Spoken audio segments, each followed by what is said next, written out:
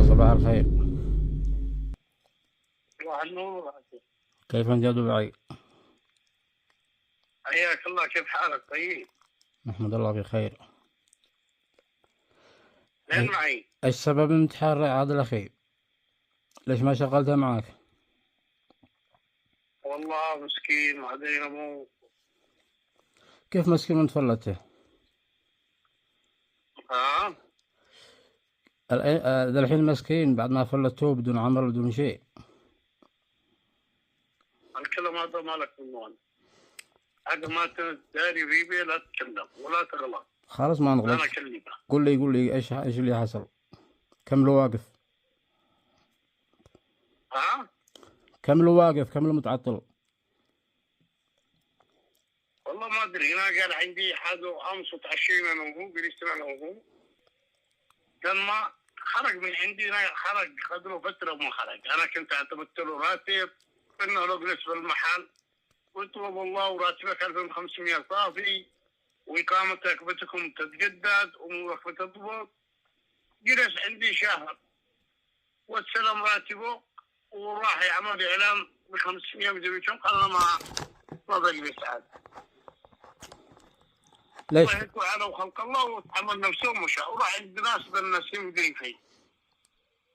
يعني استكفى بال500 وخرج وراح من المحل. هو خرج من نفسه.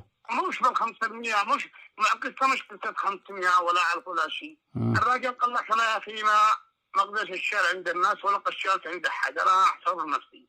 طيب هو دخل السعودية علشان يشتغل فيه؟ أضربه أقول له عقلت عندي الشال بالقوة. أنا مش معقول. ما هو دخل علشان يشتغل، ما دخلش علشان يتفرج.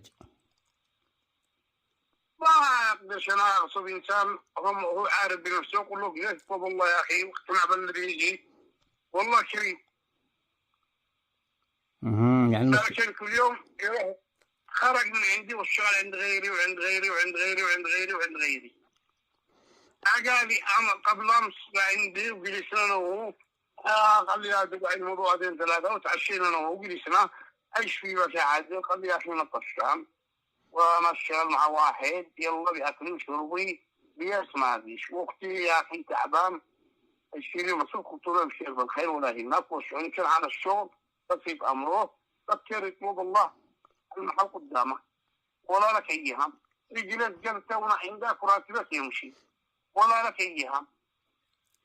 يعني معقول عايفة لك الشغل اللي عندك ب2500 يصير عند واحد ثاني يشتغل علشان بأكل وشرب وبس؟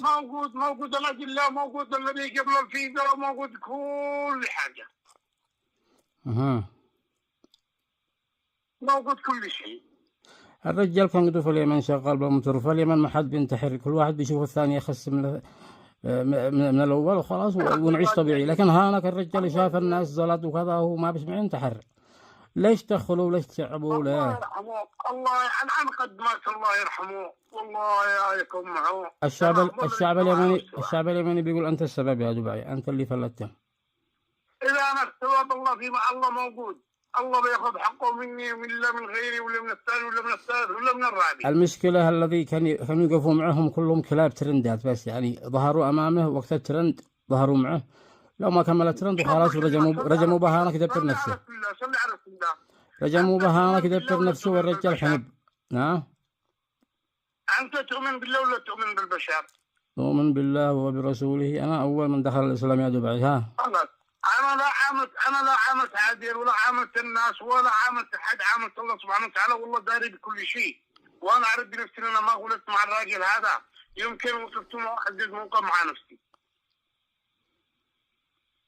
ما جابركش على إنه بينتحر ولا بيسوي بنفسك كذا ولا كذا؟ والله يا صاحبي ما قاش بحد، ما حد متوقع إنه بيعمل العملة هذه. أنت شفت الفيديو الأخير حقي قبل ما يموت؟